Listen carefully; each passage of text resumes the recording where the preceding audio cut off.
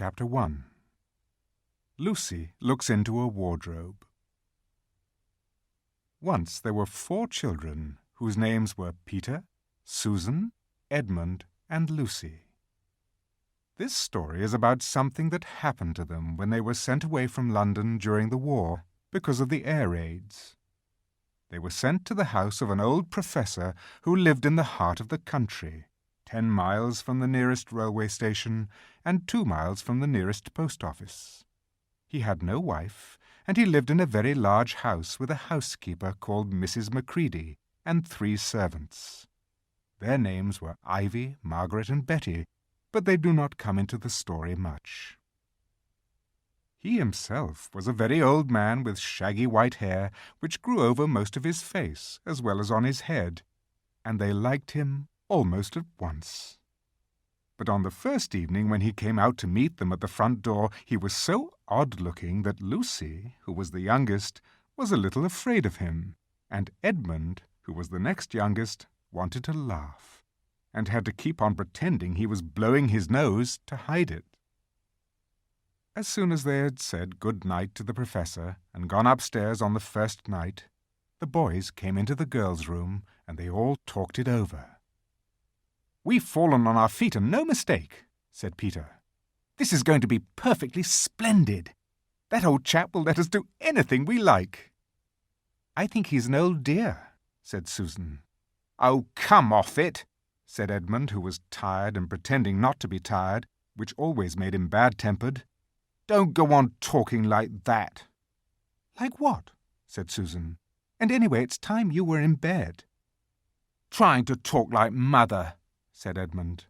"And who are you to say when I'm to go to bed? Go to bed yourself." "Hadn't we all better go to bed?" said Lucy. "There's sure to be a row if we're heard talking here." "No, there won't," said Peter. "I tell you, this is the sort of house where no one's going to mind what we do. Anyway, they won't hear us. It's about 10 minutes' walk from here down to that dining room, and any amount of stairs and passages in between." "What's that noise?" said Lucy suddenly.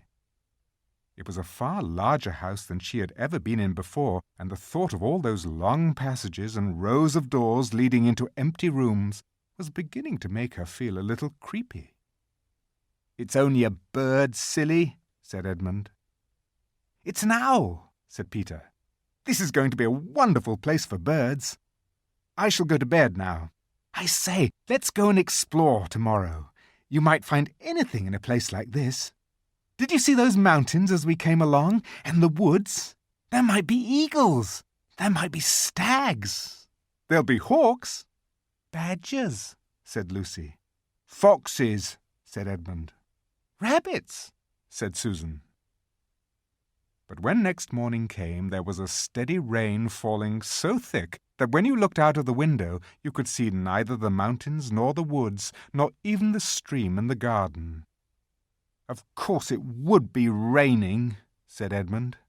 They had just finished their breakfast with the professor, and were upstairs in the room he had set apart for them, a long, low room with 2 windows looking out in one direction and 2 in another. "Do stop grumbling, Ed," said Susan. 10 to 1 it'll clear up in an hour or so. And in the meantime we're pretty well off. There's a wireless and lots of books." "Not for me," said Peter. "I'm going to explore in the house." Everyone agreed to this, and that was how the adventures began. It was the sort of house that you never seemed to come to the end of, and it was full of unexpected places. The first few doors they tried led only into spare bedrooms, as everyone had expected that they would. But soon they came to a very long room full of pictures, and there they found a suit of armour. And after that was a room all hung with green, with a harp in one corner. And then came 3 steps down and 5 steps up, and then a kind of little upstairs hall, and a door that led out onto a balcony, and then a whole series of rooms that led into each other and were lined with books, most of them very old books, and some bigger than a Bible in a church. And shortly after that they looked into a room that was quite empty, except for one big wardrobe, the sort that has a looking-glass in the door. There was nothing else in the room at all, except a dead bluebottle on the window-sill. "Nothing there," said Peter, and they all trooped out again, all except Lucy. She stayed behind because she thought it would be worthwhile trying the door of the wardrobe, even though she felt almost sure that it would be locked. To her surprise, it opened quite easily, and 2 mothballs dropped out. Looking into the inside, she saw several coats hanging up, mostly long fur coats. There was nothing Lucy liked so much as the smell and feel of fur. She immediately stepped into the wardrobe and got in among the coats and rubbed her face against them, leaving the door open, of course, because she knew that it is very foolish to shut oneself into any wardrobe. Soon she went further in and found that there was a second row of coats hanging up behind the first one. It was almost quite dark in there, and she kept her arms stretched out in front of her so as not to bump her face into the back of the wardrobe. She took a step further in, then 2 or 3 steps, always expecting to feel woodwork against the tips of her fingers. But she could not feel it. "This must be a simply enormous wardrobe," thought Lucy, going still further in and pushing the soft folds of the coats aside to make room for her. Then she noticed that there was something crunching under her feet. "I wonder, is that more mothballs?" she thought, stooping down to feel it with her hand. But instead of feeling the hard, smooth wood of the floor of the wardrobe, she felt something soft and powdery and extremely cold. "This is very queer," she said, and went on a step or 2 further. Next moment, she found that what was rubbing against her face and hands was no longer soft fur, but something hard and rough and even prickly. "Why, it is just like branches of trees!" exclaimed Lucy. And then she saw that there was a light ahead of her, not a few inches away where the back of the wardrobe ought to have been, but a long way off. Something cold and soft was falling on her. A moment later she found that she was standing in the middle of a wood at night time, with snow under her feet and snowflakes falling through the air. Lucy felt a little frightened, but she felt very inquisitive and excited as well. She looked back over her shoulder, and there, between the dark tree trunks, she could still see the open doorway of the wardrobe, and even catch a glimpse of the empty room from which she had set out. She had, of course, left the door open, for she knew that it is a very silly thing to shut oneself into a wardrobe. It seemed to be still daylight there. "I can always get back if anything goes wrong," thought Lucy.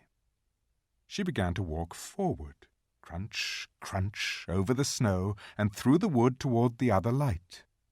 In about 10 minutes she reached it and found it was a lamp-post. As she stood looking at it, wondering why there was a lamp-post in the middle of a wood, and wondering what to do next, she heard a pitter-patter of feet coming toward her. And soon after that, a very strange person stepped out from among the trees into the light of the lamp-post. He was only a little taller than Lucy herself, and he carried over his head an umbrella white with snow. From the waist upward he was like a man, but his legs were shaped like a goat's. The hair on them was glossy black, and instead of feet he had goat's hoofs. He also had a tail, but Lucy did not notice this at first, because it was neatly caught up over the arm that held the umbrella, so as to keep it from trailing in the snow. He had a red woolen muffler round his neck, and his skin was rather reddish too. He had a strange but pleasant little face, with a short pointed beard and curly hair, and out of the hair there stuck 2 horns, one on each side of his forehead. One of his hands, as I have said, held the umbrella. In the other arm he carried several brown paper parcels. What with the parcels and the snow, it looked just as if he had been doing his Christmas shopping. He was a fawn, and when he saw Lucy he gave such a start of surprise that he dropped all his parcels. "Goodness gracious me!" exclaimed the fawn.